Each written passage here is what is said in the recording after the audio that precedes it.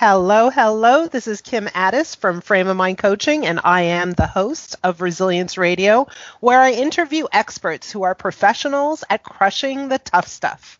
Before I introduce my guest, I want to give you all a journaling question to ponder, consider, write about, and send in. The question of the day is the following. If you could indulge in anything without consequence, what would it be? Think about that. If you could do anything, have anything, experience anything, what would you choose to indulge in? And then the next question is, what do you believe are the consequences of this indulgence? And what makes you hold back currently? So there's your journaling question for the day. Send it to me, kim@frameofmindcoaching.com. Today, it is my greatest pleasure to introduce someone that while I've known him for a long time, I've only recently met him in person. He is actually my own personal investment advisor, and he works as the vice president of investments at CIBC Wood Gundy, and he's been there for the past 24 years. His name is Peter Papadopoulos. Peter, are you there? Yes, I am, Kim, and thank you very much for the wonderful introduction. Welcome. I know that this is your first podcast experience, and it's funny because before we started, you said, I'll let you take the lead, and my response was, that's a first, because as long as I've known you, you're the one who has taken the lead with me, giving me all kinds of advice, sometimes not even without my understanding. You've taken me, and I have felt always I've been in good hands with you. So, but you've been an investment advisor for 24 years? Yeah, formerly at CIBC Wood Gundy for a full 24 years effectively. But prior to coming here, had mucked around, I'll say gained sort of, grinding the teeth and learning the trade to some extent on my own, trading my own account for the 5 or 6 years previous to that. So maybe focus and interest and exposure to the markets for a better part of almost 3 decades now. Wow. So how old were you when you first started before CIBC? 27. 27 years old. 25 years prior to coming here. Spent a year at Templeton before coming to Wood Gundy, and again, few years on my own mucking around. So when did you start? When you started what you call mucking around, how old are you? I was probably in grade 12. Grade 12? Believe it or not, grade 12. I had taken a grade 10 business class, which piqued my interest in the markets, as my high school teacher at the time, Mr. John Holmes, I guess also was invested in markets, and he'd walk around with the newspaper in his back pocket sticking out. And he'd do his business lesson, and when there'd be gaps, I guess, in teaching us, or we were allowed to work on our own, he'd be scrolling through the tables and looking at stock quotes. And I'd approach him and talk to him about, what are you looking at? Well, I have some investments. We talk about investments. Towards the end of the year, we took it further where he enrolled our club, I guess, part of our grade 10 business class, into a stock market challenge throughout the province or country. I can't recall how expansive it was. And I think our group came in 20 of 250 teams, which was pretty good for, I guess, a grade 10 class when we were competing against classes that are older, or maybe even some university students. So that's what piqued my interest. But unfortunately, at grade 10, you don't have any money, or little money. I think I had a paper route had a paper route at the time, so I had a little bit of money. It wasn't until grade 12 where I got a job at Ford Glass, worked part-time, waitered, bartended, and had a little bit more money maybe than the average person in grade 12 did, that I started mucking around in the markets, making my own investments. Okay, but when did you start doing this for others? When did you say to yourself, hey, this is what I want to do. I want to take other people's money and invest it? Okay, I think it probably did come about around the same time, grade 12 or so, where I remember walking into the branch and always sort of had an inquiring mind.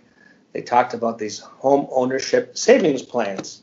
And for this account, you'd open it up and you could fund it with as little as a $50 deposit to a bank account at the bank. You wouldn't earn much interest on it. However, what it did provide was the ability, once you bought your first home, to maybe get all or a big part of your land transfer tax back. And back 20 years ago, an average home maybe in Toronto was $250,000, and the land transfer tax at the time may have been $2,000. So I stumbled upon this. I go, hey, I can put in 50. I buy a house. At some point, that was in the game plan, and I get $1,500 back from the government. this is a no-brainer. This is multiple return on your investment with zero risk. So I did it, then implored my friends to do that in university. And the guys wouldn't give much attention to it. I go, guys, just trust me, put $50 into this. Sure enough, as the years went by, we ended up buying homes. Everyone got their land transfer tax rebated. And everyone said, Peter, thank you for the advice. You're always wired and paying attention to money. And I think that's when the light bulb set off that I maybe should pursue this career. And did my required courses, applied to a number of firms on the street, some bigger firms, some smaller firms, and ultimately chose to come here at CIBC Wood Gundy, which was probably in 1994. Wow. Okay. So when you first started off, you had zero clients. Zero clients. I didn't come from a family with any money. Anyone who had a couple dollars was, I guess, invested in maybe mortgages or real estate. So felt, hey, if I'm going to develop this business or grow in this business, it's going to have to be from strangers or people I don't know. So to be effective, I have to sort of gain their trust or gain them as clients. And if I do that, friends and family and associates, I think naturally will if they want to deal with me, will come around. I don't have to sort of sell my friends and family.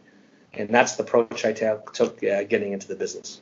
So how did you start getting clients? If you decided that you were going to sell to strangers, how did you find them and how did you convince them to trust you? Total stranger, kind of green, young. A little bit of the interest in the markets or awareness helped, but not that I would suggest I was extremely experienced by far. But had worked at Templeton and then sort of had a little bit more experience with people who had money.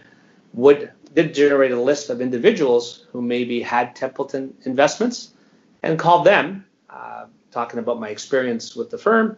And then furthermore, maybe there's other investments that they should consider in order to sort of diversify their portfolios. One of the reasons, actually backing up why I chose Wood Gundy, was that if I had called an individual, whether they had Templeton investments or not, odds are maybe 1 in 3 people, or at least 1 in 4 people, probably would have banked with CIBC or had some awareness, and or another major bank. So if I'm calling from CIBC, they'll give you some time and day, and if I can bridge it with the fact that they already had some investments, and maybe let's talk about other things, pique their interest. And I just keep pedaling and calling people, and maybe I dial effectively maybe 100 individuals a day, would get maybe 10 people who were remotely interested or polite. I would send them out my letter and business card and developed, I guess, my own database of leads. And, okay, so slow down for a minute. For those of you who are listening, who are in the States and are going, what the heck is CIBC? It's one of the top 5 national banks in Canada, just so you know. Just putting that out there. Secondly, so you would make 100 calls a day? Approximately, exactly. And you're saying a lot of people weren't even polite. People may have not been polite. Some were extremely polite. Some hung up the phone, right? So you had to sort of filter through that. Whenever someone was willing to spend some time with you, you then obviously do your part where you'd look to qualify them to ensure that they did have some money or did have a genuine interest. And if they did, like I said, those 100 calls may have distilled down to 10 leads or 7 leads in a day, maybe a little bit more, a little bit less, which didn't seem like much. But if you did it every day consistently, after a week, the simple math will suggest you'd have 30 or 40 leads. After a month, you'd have 40 or 50 leads. After a year, you'd have 600 leads. And maybe 8-10 months into it, some of those leads you'd follow up and they'd convert into clients. So you may have had to make hundreds of calls to get one client. But if you didn't make any calls, you wouldn't get that one client. You're no further ahead. So my view, just keep pedaling, make a lot of calls, and would generate a lot of leads, and then distill those down and convert them to clients. So what gave you the stamina to keep doing your 100 calls a day when it would take that long to generate just one lead? Like, what made you just keep going? To be honest with you, just the fact that you couldn't accept failure. There's no other option. That's the only angle you have, and you have to exploit this angle. So if you don't have the connection or you don't have the money, you might just have to hustle and outwork everybody. So that constant hustle, pedaling, and I call pedal. Don't look up, just keep pedaling. Put your head down pedaling. Eventually, you're going to lap people and lap them once, lap them twice, and no one should have time to keep looking over their shoulder. You look over your shoulder to manage risk or maybe reflect when things don't go your way or what you can do better, but this shouldn't distract you from the ultimate goal of continue to pedal. Uh-huh. So I'm interested because there was a period of time when you were just developing leads, and you said yourself that by the time a lead converts into a sale, it could take months. So you had a Correct. long dry period. How did you survive financially? How did you live? Did you have a part-time job? Were you living at home? Did you, how did you manage? Or did you base it on your previous savings and just kind of said, I'm going to do this no matter what? Did you ever for a minute say, maybe I should just go get a job that isn't so commission based? Yeah, actually, that was opposite. Growing up, being a paper boy first and a waiter and a bartender, I recognized you could get compensation when you were willing to do more. And distill it back from busboying and getting tips at the restaurants, or waitering and bartending and getting tips. Then further on is we got a formal job at Ford. They would offer up times overtime. It wasn't the best of jobs. It was hot, sticky, difficult, but the pay was good at $15, $16 an hour in the late 80s, where we had a major recession, almost depression. I'd be making more money than a lot of individuals would. Couple that with overtime, you couldn't pass it up. So recognizing the more you do, the more you get paid is what piqued my interest in doing this. As a result, had a little bit more money maybe than an average kid would.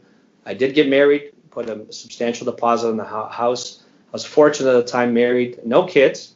My wife did work full time, and we lived way below our means, which allowed me, and I knew that would be the right time to do this, because there would have been, even whether I made a lot or no money, we would still get through. And there wasn't the tug of that, having the mouths to feed would prevent me from doing this. So I knew that if I was going to do it any time in my life, it had to be then, early on, where you're sort of settled in, can pedal hard with no kids, and at least you're getting the bills covered.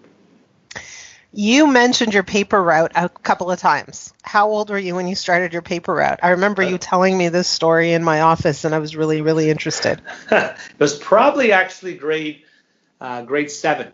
I think the previous year, maybe when I was in grade 6, sort of got onto this theme, where my uncle was actually a real estate broker. And I think, if you can recall, the agents still do this today, where they would put little cards or solicitations in your mailbox. Yeah, postcards. Exactly, in hopes of getting a listing. And I still remember my uncle, I guess, asking my mom, or my cousin, I should say, technically we call him uncle out of respect because he was many years older, asking my mom if he could take the boys out, me, I have 2 other brothers, to maybe help them deliver some of these postcards. And my mom approaches us and said, guys, your Uncle Nick wants you to take you to, around maybe a couple neighborhoods and deliver some cards he has. All right. And she was, well, go help him out. We have nothing else to do now, like we're getting taken away from anything else. So we decide to join him. He picks me and my 2 brothers up. We get in his car, go into some of the local neighborhoods, and would have delivered, I know, hundreds of these. There was no pay. All it was, I think he took us to lunch at McDonald's, and I think 3 of us split 2 Happy Meals. I still remember to this day, right? 3 of us split 2 Happy Meals. I don't know if he had the budget or it was tight, whatever it was. And then I got an idea, hey, this is an awful lot of work, maybe I should try to do this myself. And I was a big fan of hamburgers. There's a local burger place by the public school. I still remember approaching Mr. Joe Pepe and asked him if he wants to do up a flyer. I'd be happy to deliver it to him. Let's not worry about what you'd pay me.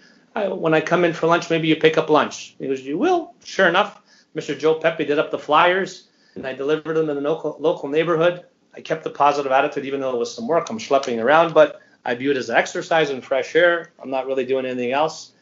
And I get free burgers at lunch, once a week. And then it dawned on me shortly thereafter, hey, if I'm making these walks, I also go to the pizza place in the local plaza. Maybe I'll ask Sam. So Sam did up a flyer for me. And by the end of it, I think a few months later, I was delivering 5 or 6, 7 flyers at one time, and getting some food, and then started getting paid. So I formalized it a bit with getting some money.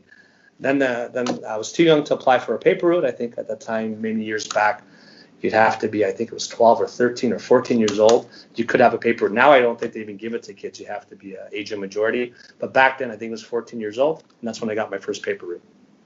So go back. You're telling me that you were motivated by your stomach. Yes. I was always a big fan of food and still am. And that was, I guess Maslow's hierarchy needs. If you like food, that's one of our first motivators. So for me, it was eating well or eating the stuff I maybe couldn't get at home. Right. So your idea was, I have a way to get free food. Exactly. That's how I'm going to get. And once you started getting paid, was there a way that you started to enroll other people in your plan? I asked my brother to join me a couple times. He'd help deliver, and then we'd split the spoils, and he did help out, but not for long, because it wasn't high pay, and if I'm giving him even less than I'm making, it wasn't much in it for him. Uh-huh.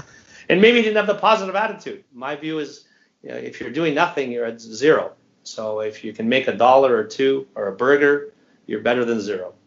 So is your brother older or younger than you? They're both younger. They're both younger. So you were the oldest. Okay. How is it that you are wired this way? Because I look at a lot of people, and I personally work with a highly driven population. I work with high achievers, entrepreneurs, and people who are entrepreneurially minded. That's hard to say, but those people. And so they have hustle. But do you think you're just wired differently? Do you think it's the oldest child syndrome? Like, how come you had that and maybe not so much your brothers? Maybe more awareness. I've always been, coming from a family of not much money, you always want to sort of do better. I was one of the kids, I don't know why, we'd come home from public school and my brothers would want to watch Three's Company or cartoons. And I didn't want to watch City TV News and hear about what's going on in the world, sort of major events and or businesses. Business, that's what sort of piqued my interest. So for some reason, just have an awareness of surroundings greater than your own, maybe home, street, or neighborhood. And when you see the ads on TVs for cars and stuff, it was simple. Okay, that's what I want. I like that. Well, how are you going to get it? Well, you have to take the first step. What's the first step? Getting a couple dollars. And never thinking about how enormous the task may be. It's just pedaling. And just like that Chinese proverb, trip of 1,000 miles starts with one step. So that philosophy was always, I guess, wired into me. Or hunger, whether it be for food or just desire to get better or do better. So did material items drive you? Like, I want to buy a car. I like that car. Did you have goals set out before you started pedaling or pounding the pavement? Absolutely. I was always like sports cars. I've always had a good drive, as friends would say when we reflect back now. I still recall in grade 8 finishing and getting a part-time job at the local banquet hall, in addition to the summers at Ford in grade 9 throughout the school year. And I'd walk from my high school to the banquet hall, and I'd start on Friday evenings. Sorry, actually, I should take it a step back. It was Tuesday evenings. I'd start at the banquet hall, and I'd be responsible for just cleaning pots and pans because I was the rookie. I was just finishing grade 8, going into grade 9. The banquet hall would have big banquets on the weekend. We'd have the buffet on Sunday, and Monday, Sunday night, I guess the food would be put in the fridge. And Monday, the cooks would actually put some stuff away, I guess that was remaining for the following week, clean out all the pots and pans and pile them up. So Tuesday evening, it was a room probably 8 feet wide, 10 feet long, 10 feet high, floor to ceiling pots and pans. So I'd wash them on Tuesday nights. My God, by hand. By hand. Hot water, grimy. Then we'd go in on Friday, 4 p.m., set up for either a banquet that night or more likely on the Saturday. So we'd work from Friday, 4 p.m. till 2 a.m. Then I'd go in Saturdays, 10 a.m. till 2 a.m. again. Then Sunday mornings, 10 a.m. to approximately 5 p.m. Not every Sunday, but most Sundays. And I did this throughout grade 9, 10, and 11. And the only motivation that kept me going was, first of all, I must admit, it was a lot of fun at the banquet hall. You'd have food, you'd have drink, you'd have music, you'd even have girls. There's that theme again. Food. You'd have food, drink, music, and girls, right? Right. And friends of mine would say, hey, where are you on Friday night? You're missing out. We're going here. I go, guys, I know, but I'm having almost just as much fun, maybe. And I'm getting paid for this. And my goal was to get a car. And by grade 11, I got my own first Pontiac Trans Am. Took it to school. It was used. And friends of mine, oh, nice car. Oh, mom and dad bought it for you. No. And I take offense to it and, with pride say, no, I got it myself. For 3 years and then some, I've been plowing away every weekend. And now I got this car. And I was always motivated by cars. And then the next goal was getting a Rolex watch, which I think I got when I was 29. That was another item that I wanted to buy. After the car and watch, I'm happy. Car, watch, and food, and I'm good now.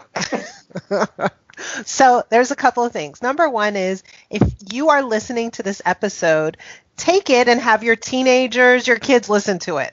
Because you want that kind of hustle. You want your kids to be motivated, and you want them to know that if they work and get engaged and maybe roll up their sleeves and wash a few pots and pans, Rolexes are in their future. So that's thing number one. Thing number two, from my perspective, for years you were my investment advisor. You talked to me about, REITs and different industries and what's hot and what's not. And okay, fine. But suddenly I'm getting to know you on a personal level. And I keep thinking, doesn't everybody want Peter to be their investment advisor, just given his nature and his hustle? And so you look at a person and see how they're wired, and it's super exciting. Tell me, you have kids, right? Yes, I do. Are they hustlers like you? Not to that extent. The younger guy is starting to show the shades of that. They both had part-time jobs. I shouldn't say they don't as much because they're a little bit more wired to school. That's one thing. I do have a formal education. I have a university degree from U of T Commerce and Eco. I was considering doing my law degrees, but a little bit hungry. Maybe didn't have the finances to continue on with long-term school. Whereas my boys do today, and I've encouraged them to continue studying and working part-time, and they both do. Both of them have had jobs at the local Filthy Philly Subway sub shop by our house. They both have worked at the C&E in the food building in the summers. My younger guy in grade 9 did it just this past summer, and just to recognize the value of money, because they now too recognize how long they have to work to make some money. And I look at my younger son, Jack, who spent, 2 weeks at the C&E.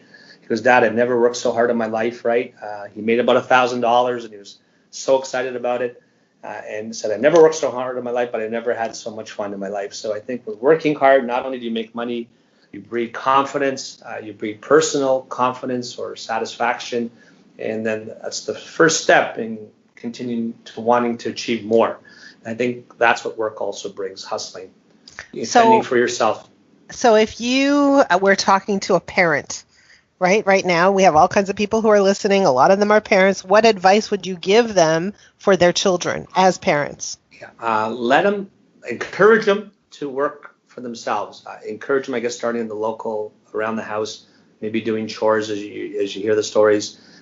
Encourage them to take care of themselves, but also to respect. And one theme I want to sort of bring out, doesn't matter how much you work or how hard you work, if you don't communicate with people with a level of respect, in other words, respect their time, respect their goals and objectives, you're not going to be successful. So it doesn't matter how much work I did in my life, I always did it thinking about the other person and what's in it for them, what's best for them, and try to deliver on those goals. Because even if you work hard, if you're working hard just for yourself, to achieve your own personal goals and objectives, I don't think you're going to be that successful as if you work hard and try to help people achieve their goals and objectives. And so the view I have for the young guys today, just keep working hard, get exposed as much as you can, have an interest. Sometimes an interest comes from being hungry. I don't mean literally hungry in the street for food, but just hungry for to have the right answer. Work hard and fend for yourself. I've always been a fan. I want to do it myself. I don't want anyone else to hand me anything. If it's too easy, I don't want it. So, obviously you're fairly successful. Don't you want to give your kids some of the perks of life, or do you hold back deliberately? They do. They do get some of the perks. Maybe, when we first started out, Dad, I wanted to go to the hockey game, so I'd agree to take him to one hockey game, Leaf game a year. Because I'm frugal, it'd probably be a Tuesday night game from not an A team where we get the tickets from the scalper below cost. Uh-huh. And the boys would enjoy it. I think one time I did splurge for playoff tickets. At the same time, we actually had a family vacation, so the boys have been away. They've been to Disney and all that as young guys. But that family vacation was in conflict with the Leaf playoff game, and I think when they caught this schedule one morning, they both started wailing. I thought someone had died. And I think if I had died, they wouldn't have cried as much, recognizing that we're going to be away for the Leaf playoff game. So we had to spend some money in switching the trip to ensure that the boys we all get to the hockey game. My older guy now, I must admit, we bought him a used Mercedes. He didn't need a Mercedes. I was suggesting he take an old car or a used car or maybe a newer compact car and just lease it from him. But his mom goes, "Oh, why not get him something a little bit nicer?" I go, "He doesn't need something nicer." So he does have his own vehicle, but he does work hard at school. And the only reason they have it is because they work hard at school. They recognize the value of the money for the most part. I'm not saying they're perfect, and I think they can do better and probably should do a little bit better. And they're working part-time. So that's a frugal investment advisor. Does your frugality ever interfere or cause conflict in your marriage? Actually, would there be periods of time? Yes, because I'm very sensitive to respect, and why waste? If you waste things, it means you're not respectful of maybe money. So if you don't respect money and you don't respect maybe the food or you don't respect this, it's in my DNA to be respectful, whether it's a person or money or food, much like a nickel on the ground, as long as maybe it's not in the men's washroom or where it's dirty. I'll pick up a nickel because if you walk by it, I have this paranoia. If you don't respect the nickel, you're going to get bad karma back from it.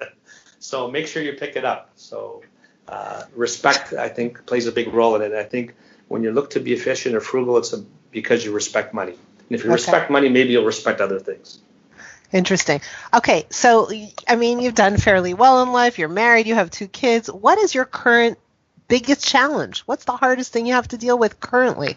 Maybe finding time. I must admit, finding time to achieve what you want at work and keep pressing, because it's not about money. It's about now helping people, continuing developing the business and bridging that with time with the family.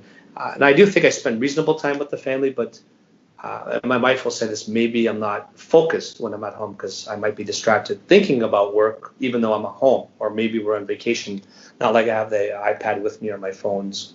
I don't even have my work email set to my phone because I do want downtime. But just being focused and spending time, I guess, more time with that. It's being more present. Yes, present. Not only being there, but yeah, like you say, being present maybe is the best way of saying it. Okay. I am guessing that every single person on the other end of this podcast wants at least one really good investment tip. Okay. Anything you can point us to? Anything we should be looking at? Generally, I've found, being at this for 30 years, the best investment tip is to buy high-quality investments that pay you and be patient.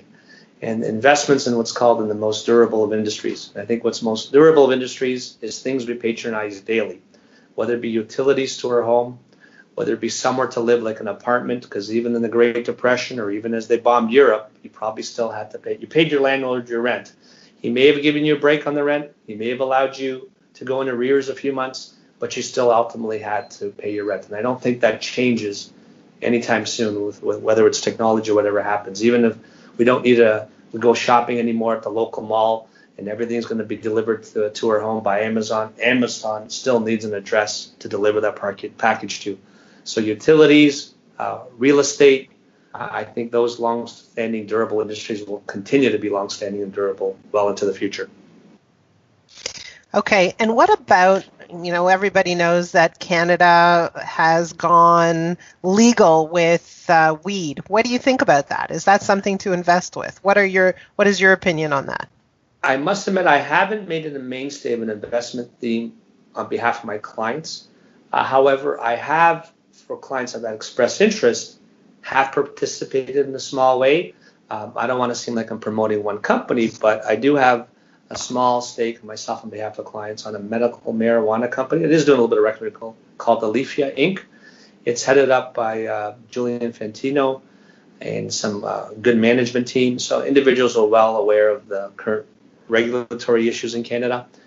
They do primarily medical facilities where they have facilities and doctors have been writing prescriptions for many years. So it's not going to give you a huge boost, but we know it's going to be stable because it's almost like doctor clinics that have a developed patient base, and that's where their business is. And I do think there'll be a place and a role for marijuana. The only problem is with upstart industries, there'll be some winners and there'll be a lot of losers. Much like 100 years ago, there may have been 50 car companies, and today we have a handful of them. The same is going to happen with the cannabis sector. Interesting. Okay, as we round the corner of this interview, you're talking to a coach, and you've never benefited from my expertise, but you have a coach on the line. Is there a question you have for this particular coach?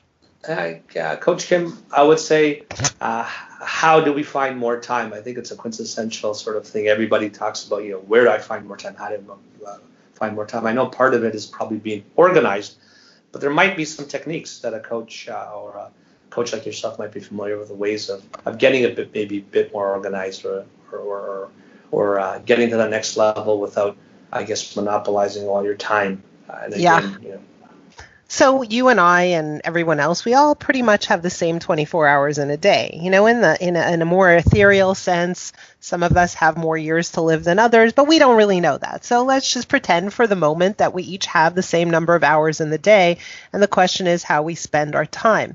So the way we spend our time is it's a reflection of our beliefs. So, for example, if you believe you're the only one who could do X, Y, and Z tasks, then guess what happens? Your time is taken up with that, right? If you believe that you are on vacation, but you have to take care of these clients, then guess what? You're not fully present in your vacation. And so the way you spend your time is really fundamentally a function of your beliefs. So before you try to get more time, what we want to do is explore what you believe to be true about all the tasks you're engaged in that take your time away from some of the things you want to be doing. Right? So we want to look at, what do you believe to be true? Do you believe that there's no one you could delegate to? Do you believe that it's too costly to find another person to delegate that to? Do you believe that there are some clients that only you can interact with? Do you believe that if you shut it down for a day or two or even a week, that you might lose out, that you might be behind the 8 ball? What are your beliefs? And once we address your beliefs, your true beliefs, we can start to implement what you call an organizational plan or a strategic plan to address some of the ways where you get stuck in using your time in ways that aren't necessarily all that efficient. So we always start with your beliefs. Does that make sense? It makes a lot of sense. I think part of that I'm maybe on the path with already, recognizing, because I'm a big fan of delegating, especially maybe more mundane tasks. Yeah. But I think there can always be improvement of that, in more focus, more clarity, like you say, maybe a strategic plan to sort of implement and more formalize these processes. And sometimes, to implement and formalize these processes does require more individuals working for you. And that's sort of the crossroads we're at. Yeah, sometimes it does, and sometimes it's as simple as, it's okay if, you know what, I answer the client in 2 hours instead of immediately, right? But one of the things that I would encourage you to do is look at everything you're doing and literally take out a piece of paper and a pen, or use your computer and journal. And the journal kind of looks like this. What am I doing that I love and I want to continue doing? What am I not doing that I'd like to do? Right? What's on my bucket list, let's call it, or, what are the things I've been interested in and haven't allotted time to? And what do I really want to get rid of? What do I want to eliminate? What do I want to simplify? What do I want to delegate? What would I love for someone else to take off my hands? When you start to look at it that way, it starts to clear things up. The other question I would encourage you to ask is, what do I currently do that I believe nobody else can do? And then you want to say, is that really true? Have I been holding on to this unnecessarily? Is there a way I can train someone? Is there a way I can find another expert? Or is there a way I could take this task and split it into 3 and find 3 people who can do this, each one in their area of expertise? And so you want to take on that task, but I would start with journaling some of this stuff. Of course, journaling is always a way for us to sort out our thoughts. Does that make sense? Makes a lot of sense, Kate.